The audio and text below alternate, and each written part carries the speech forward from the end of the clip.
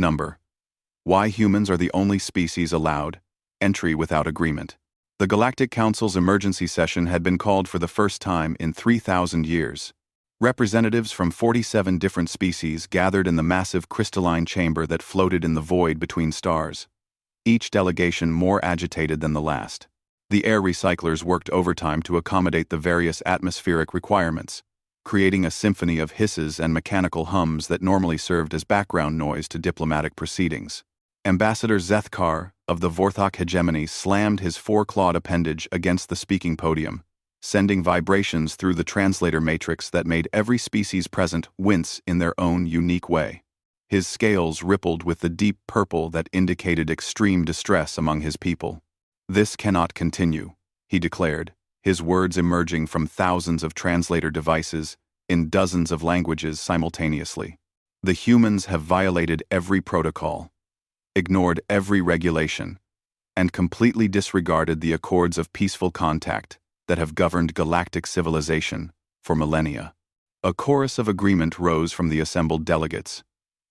The insectoid Kree clicked their mandibles in synchronized disapproval, while the gaseous Nethys pulsed angry orange clouds within their containment suits. Even the normally peaceful Eldani had shifted their bioluminescent patterns to deep red, a color their species reserved for declarations of war. Council Prime Yelandros, an ancient being whose species had helped establish the galactic government when most others were still discovering fire, raised one crystalline appendage for silence. The chamber immediately fell quiet. A testament to the respect, the Prime commanded, across all known space. "State your specific grievances, Ambassador Zethkar," Yelandros said, though everyone present already knew the answer. The humans had been a source of constant concern since their first contact with galactic civilization merely 50 standard years ago. Zethkar's scales shifted to an even deeper shade of purple. "Where do I begin? They arrive at our worlds without requesting permission. They ignore our customs, our laws, our very sovereignty. They trade with species we're at war with, mediate conflicts without being asked. And somehow," his voice rose to what could only be described as a shriek, "somehow, everyone ends up thanking them for it." 1. The Kreetha delegate, Hive speaker Zixoth, clicked rapidly before speaking. "The humans landed on 17 of our agricultural worlds last cycle. 17. They had no trade agreements, no diplomatic immunity, no legal right to be there at all. Yet, when our defense fleets arrived to remove them, we discovered they had somehow negotiated labor disputes that had been paralyzing our food production for 3 seasons. It gets worse," interrupted Ambassador Felnar of the Thoran Republic. Her normally graceful avian features were ruffled with indignation. "Last month, a human ship entered Thoran space during our sacred molting festival. According to our laws, any interruption during this period is punishable by immediate vaporization. But somehow they convinced our high priestess that their arrival was actually part of an ancient prophecy. And now, they're considered honorary Thoran." The gaseous Nethys delegate pulsed a sickly yellow color. "They don't even follow basic physics correctly.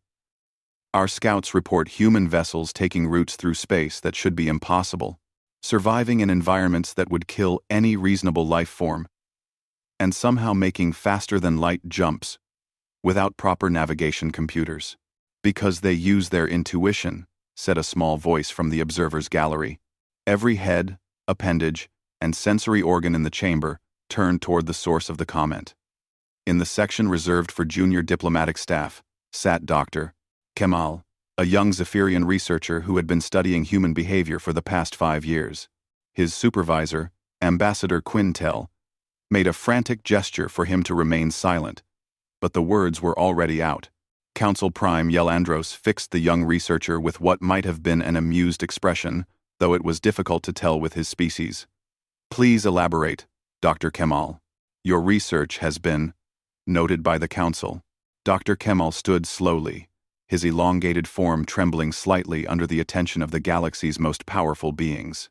"Honorable Prime, esteemed delegates, I have spent years trying to understand how humans operate.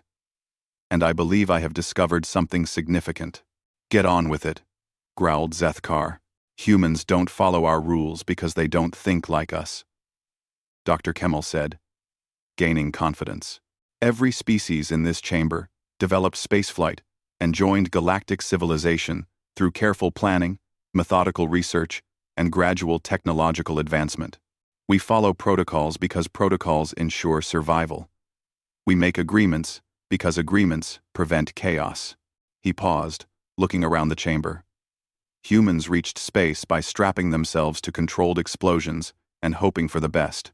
They've been to their own moon using computers less powerful than the translation device I'm wearing. They regularly risk their lives for individuals they've never met, and they consider this normal behavior. Ambassador Quintel was making increasingly frantic gestures for his subordinate to stop talking, but Council Prime Yelandros held up a hand. Continue, Doctor. They don't ask permission because the concept of permission, as we understand it, barely exists in their psychology, Dr. Kemmel said. When they see a problem, they attempt to fix it.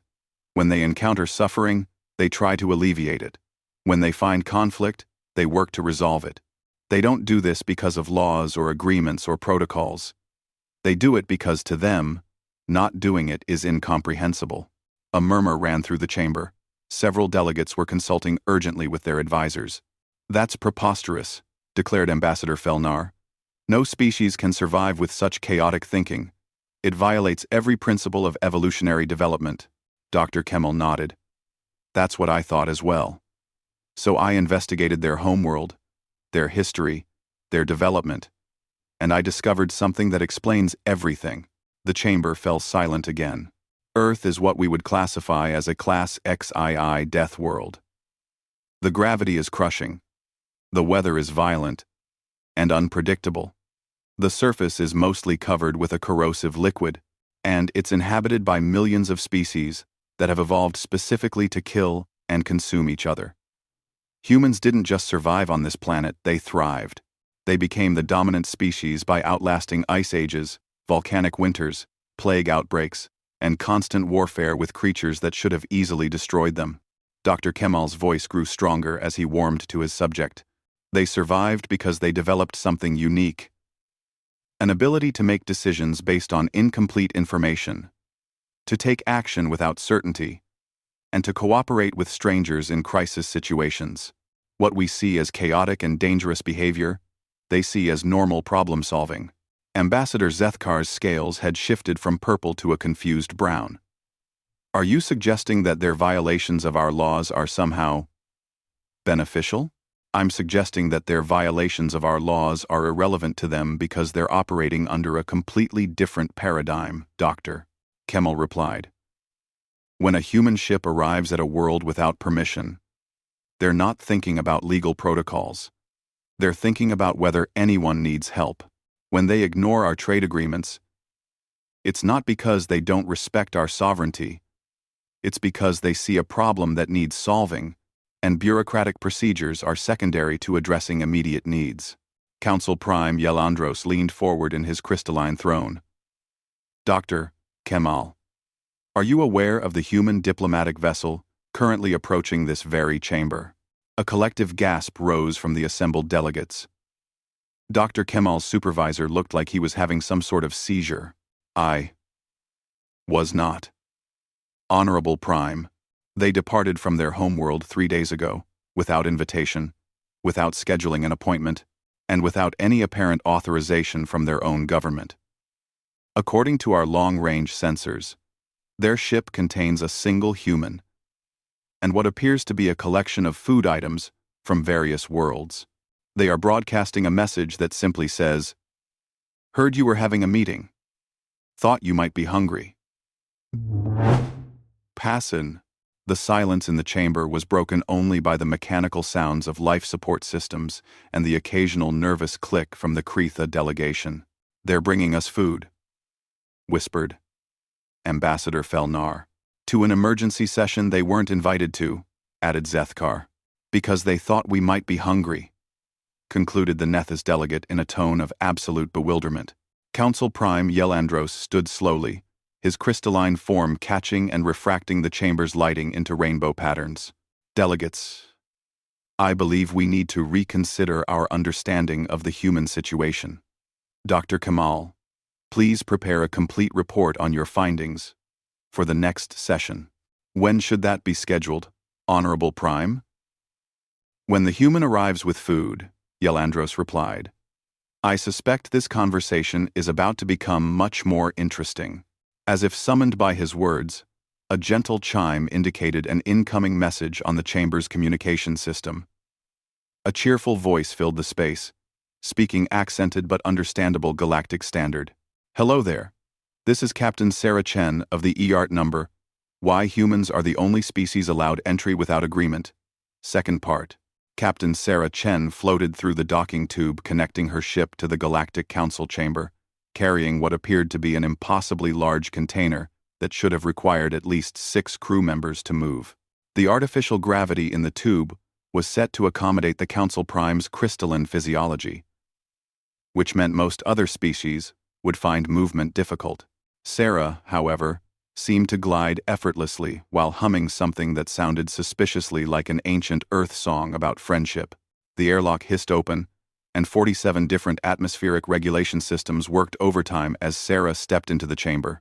She paused for a moment, looking around at the assembled delegates with the kind of genuine curiosity that most species had trained out of themselves millennia ago. Wow, she said softly. This is beautiful. Did you design this yourselves? Or did you hire someone? Because the way the light hits those crystal formations is absolutely stunning. Council Prime Yelandros, who had been prepared for a dozen different diplomatic scenarios, found himself momentarily speechless. In 3,000 years of galactic politics, no one had ever complimented the chamber's architecture during a crisis session. Dr. Kemal watched from his position in the observer's gallery, frantically taking notes. This was exactly the kind of behavior that made humans impossible to categorize according to standard xenopsychological models. They approached every situation as if they were genuinely interested in the beings they encountered, rather than viewing interactions through the lens of advantage and disadvantage. Captain Chen, Council Prime Yelandros finally managed. You were not invited to this session. In fact, according to our records, your species was not even informed of its existence. Sarah nodded cheerfully. That's true. But Dr. Martinez at the Luna Research Station picked up some interesting gravitational readings that suggested all the major galactic powers were converging in this sector. When we analyzed the data, it looked like you were having some kind of emergency meeting. She shrugged. Seemed like the kind of thing where people might forget to eat. Ambassador Zethkar's scales had gone through several color changes during this exchange, finally settling on a shade that roughly translated to confused indignation. Captain, do you understand that you have violated approximately 17 different intergalactic laws just by being here? Probably, Sarah admitted. But I brought really good sandwiches, so I'm hoping that counts for something. She set down her container and began unpacking items that shouldn't have fit inside it. I've got traditional Vorthak pain root wraps, Kretha honey larvae clusters, Thorin ceremonial grain cakes, and about 40 other specialties, plus some earth coffee. Because I've never met anyone who didn't like coffee once they tried it. The Kretha delegate, Hive Speaker Zixoth, clicked his mandibles in what might have been amusement. Captain Chen, how did you obtain traditional Kretha honey larvae clusters? Those are only prepared during our spawning season, and outsiders are forbidden from witnessing the process. Sarah paused in her unpacking, looking slightly embarrassed. Well, I may have accidentally landed on Kretha Prime during what I thought was a regular trading stop. Turned out to be spawning season, and everyone was really stressed about some kind of contamination in the breeding pools. I helped them figure out it was caused by an interaction between their traditional preservatives and some new mining equipment runoff. You solved the spawning crisis? Zixoth's clicking became more rapid. That contamination threatened our entire reproductive cycle for this generation. It wasn't that complicated, Sarah said, pulling out an insulated container. The chemical interaction was pretty basic once you looked at it from the right angle. The Queen Mother was so grateful she insisted on teaching me the traditional preparation methods for the honey larvae clusters. Said I was the first outsider in 8,000 years to witness a spawning ceremony. Dr. Kemal scribbled furiously in his notes. This was perfect documentation of the phenomenon he'd been trying to explain. Humans didn't just ignore protocols, they achieved results that made the protocols irrelevant. Ambassador Felnar ruffled her feathers nervously. Captain Chen, you mentioned that you somehow convinced our High Priestess that your arrival during the Molting Festival was prophetic. How exactly did you accomplish that? Sarah's face lit up. Oh, that was incredible. I had no idea I was interrupting anything important. I was just following some unusual energy readings that led me to your system. But when I arrived, everyone seemed really excited about my ship's configuration. She pulled out an elegant package wrapped in what appeared to be metallic feathers. Turns out my ship's hull design accidentally matched some ancient Thorin symbols perfectly. Your High Priestess said it fulfilled a prophecy about sky metal shaped by honored winds or something like that. The prophecy of convergent skies, Felnar said faintly. It was written 3,000 years ago. Our scholars have debated its meaning for centuries. Well, apparently it meant someone would show up with a weirdly shaped spaceship during your molting season and help establish trade routes to the Andromeda Exchange Network, Sarah said cheerfully. Your High Priestess was really excited about the whole thing. She gave me these ceremonial grain cakes and made me promise to share them with other species during times of great gathering. She held up the package. I figured this counted as a great gathering. The Nethys delegate pulsed a color that roughly translated to profound confusion. Captain Chen, our species exists in a gaseous state within containment suits. We do not consume solid food. How did you prepare sustenance for beings you cannot have encountered before? Sarah looked genuinely puzzled by the question. Well, I didn't have anything traditional for your people, so I brought some high-energy plasma conduits that could be safely consumed by gas-based life forms. I figured if they didn't work as food, you could at least use them for spare parts. The silence that followed this statement was broken by the Nethys delegate's suit, emitting a sound that could only be described as mechanical laughter. Captain Chen, those plasma conduits are not only edible for our species, they're considered a delicacy. I didn't, Sarah said simply. But I figured, if I brought something useful, even if it wasn't food, you'd know I was trying to be helpful. Council Prime Yel Andros found himself in the unprecedented position of watching galactic diplomacy completely derail because someone had brought snacks.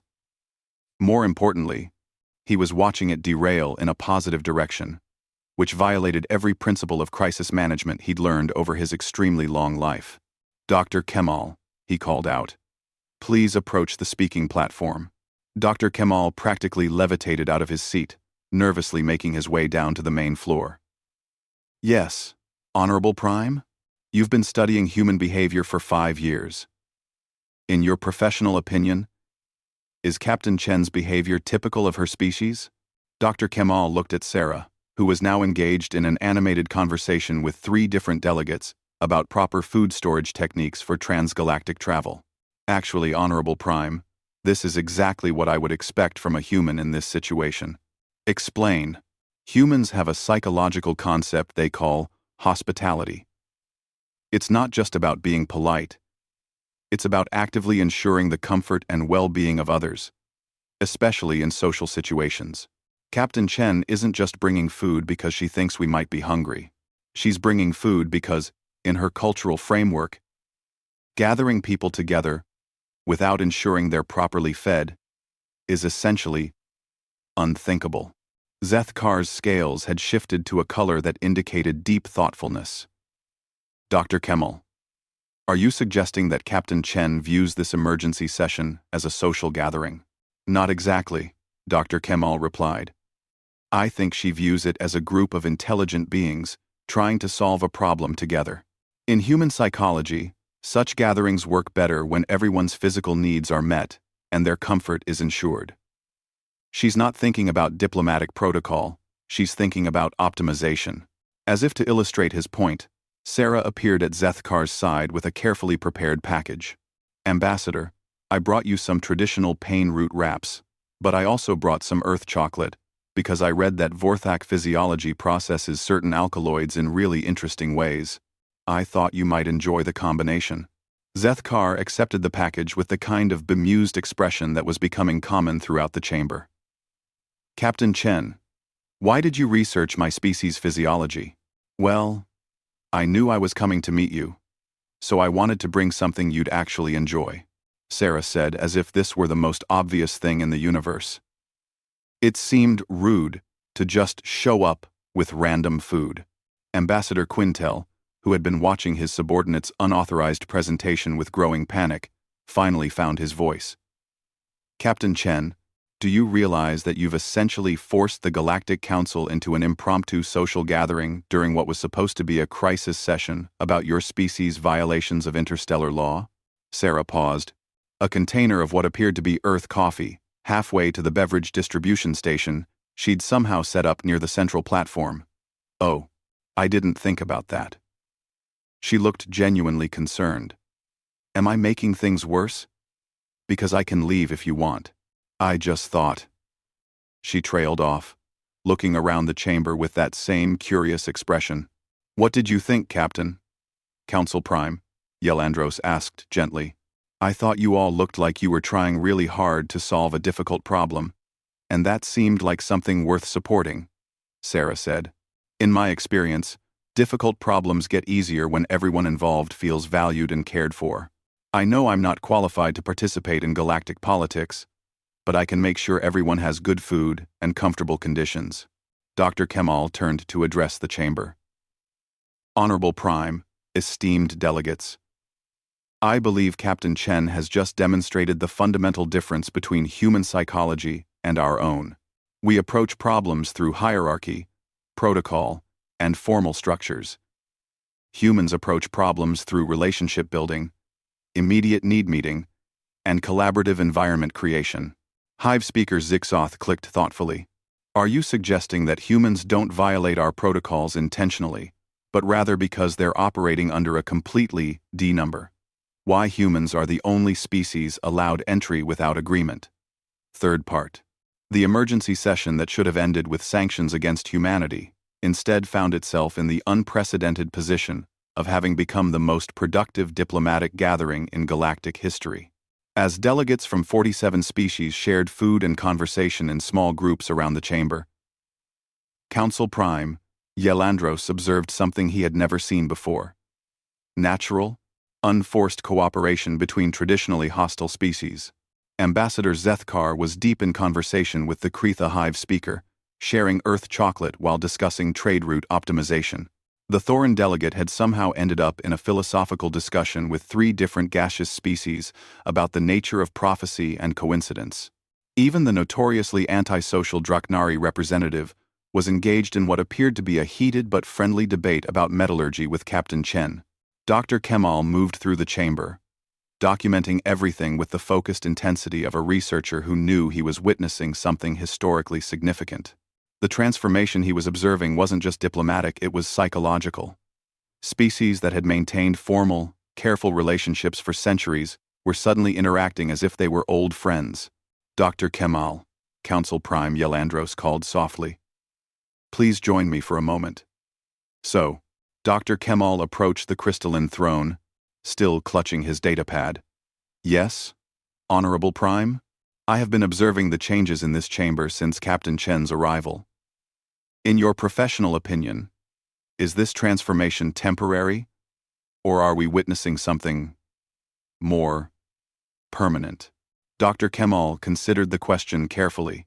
Around them, the gentle hum of dozens of conversations continued, punctuated by occasional laughter from species that didn't normally express humor in ways others could recognize. Honorable Prime, I believe we're witnessing the practical application of human social psychology on a galactic scale. Captain Chen hasn't just brought food, she's created what humans would call a safe space for authentic interaction. Explain. In human psychology, there's a concept called hospitality theory. When basic needs are met and individuals feel valued and cared for, their defensive psychological barriers naturally lower. They become more open to new ideas, more willing to consider alternative viewpoints, and more capable of collaborative problem-solving.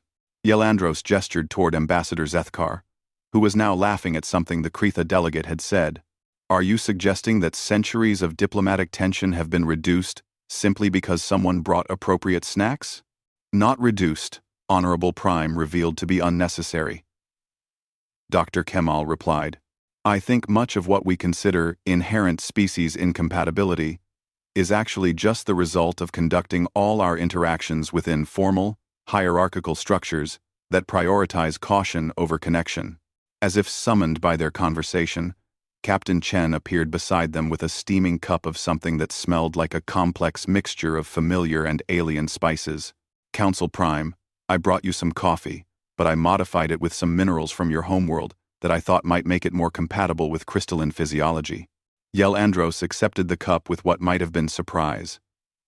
Captain Chen, how did you obtain minerals from my homeworld? The Yelandros system is restricted to diplomatic personnel. Sarah looked slightly embarrassed. Well, I may have accidentally ended up there about 6 months ago. My navigation system had a malfunction, and I was trying to recalibrate when I picked up a distress signal from one of your research stations. The Deep Survey Station incident. Yelandros said slowly. You were the unidentified vessel that provided assistance during the Cascade failure. Unduri. You were the failure. You were the fail. Were Glove. You were the failure. You were the failure. The what? Sarah looked confused. I just helped them fix their power grid. Their main reactor was overloading because of some kind of harmonic resonance between their equipment and the local crystal formations. It was actually pretty straightforward once I realized what was happening. Dr. Kemal's stylus nearly broke in his grip. Captain Chen, the Deep Survey Station was studying quantum crystalline harmonics that had baffled Council scientists for decades. The Cascade failure threatened to destroy the entire facility. Oh, Sarah said. Well, I'm glad I could help. The research they were doing seemed really important. She paused. Actually, that's where I learned about crystalline mineral compatibility. One of the researchers mentioned that your species processes certain compounds differently than others. So I brought some samples in case they'd be useful. 10 of France. 10 of France. 10 of France. 10 of 4P whether mentioned he. Yelandros stared at the human who had just casually mentioned that she had stolen restricted materials from a classified research facility in order to make him a better cup of coffee. Captain Chen. Those samples are classified at the highest levels of galactic security. Sarah's face fell. Oh no. I'm really sorry. I didn't realize they were classified. The researcher who gave them to me said they were just common minerals that I might find interesting. She looked genuinely distressed. Am I in trouble? Because I have the rest of the samples in my ship, if you want them back. The researcher gave them to you? Dr. Kemal asked. Dr. Yelthanis, Sarah said. Really nice person. Very excited about their work. They said I was the first outsider to understand the harmonic resonance principles without formal training. Yelandros's crystalline form seemed to dim slightly. Dr. Yelthanis is my offspring. They have been working on harmonic resonance theory for 30 standard years. They're brilliant, Sarah said enthusiastically. The way they explained the relationship between crystal matrix structures and quantum field interactions was absolutely fascinating. I learned more about physics in that conversation than I had in months of independent study. Captain Chen, Yelandros said carefully. Dr. Yelthanis has never shared their research with anyone outside our species. They consider most other life forms too primitive to understand advanced crystalline physics. Sarah looked puzzled. Really? But they spent hours explaining everything to me. Said it was refreshing to meet someone who asked good questions, instead of just pretending to understand. Dr. Kemal was writing so rapidly that his notes were becoming illegible. This was perfect documentation of another human trait he'd identified.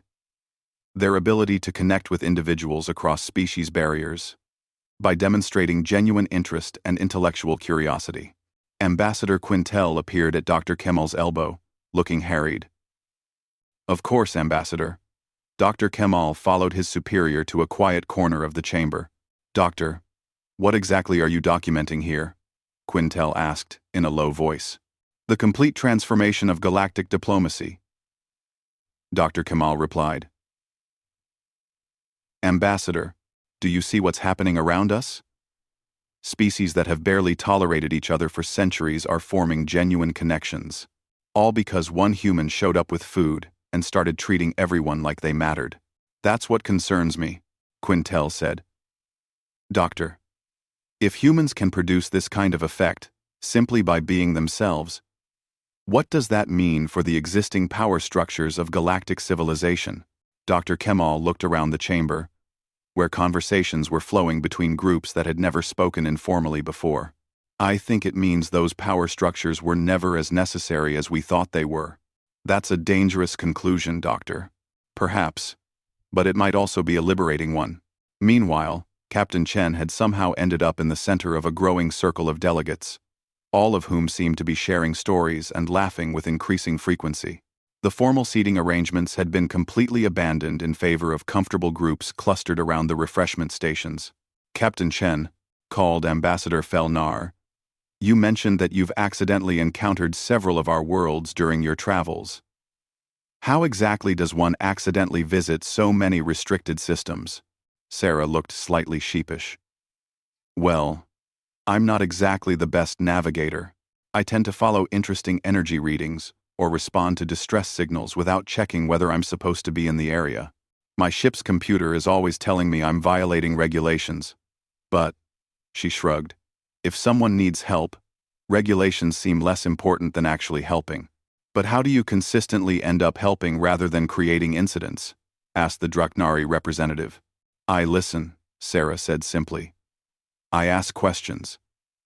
I pay attention to what people actually need, instead of what I think they should need.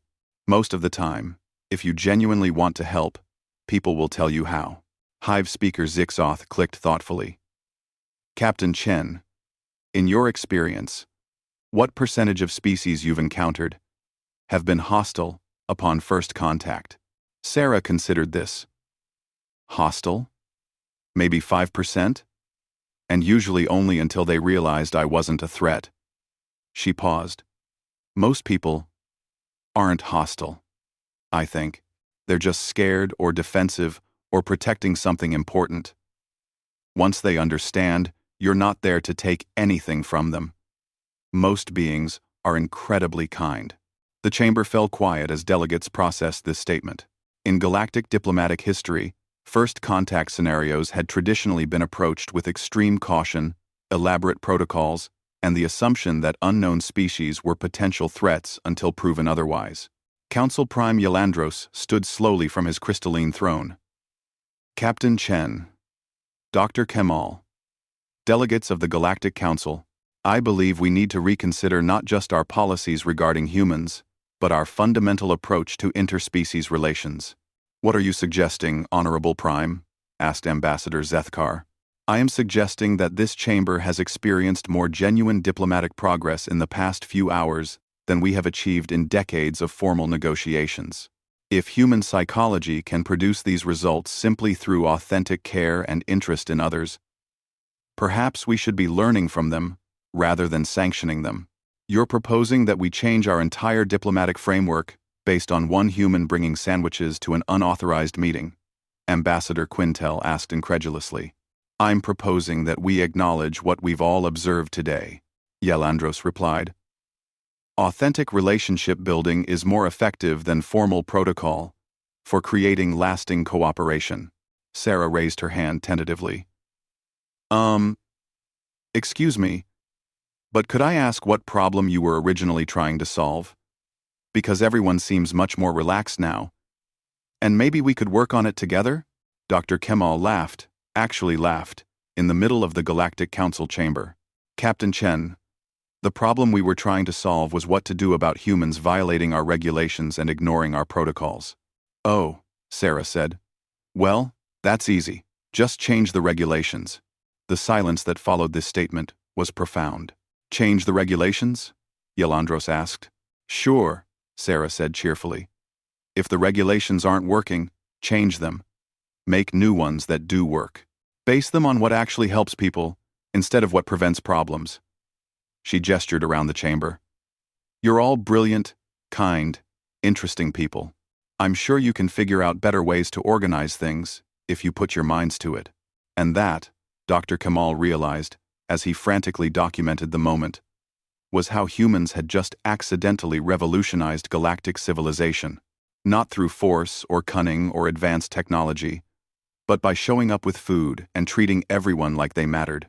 6 months later, the Galactic Council would officially implement the Chen Protocols, a new framework for interspecies relations based on relationship building, authentic communication, and the radical assumption that most beings were fundamentally decent when their basic needs were met and they felt valued.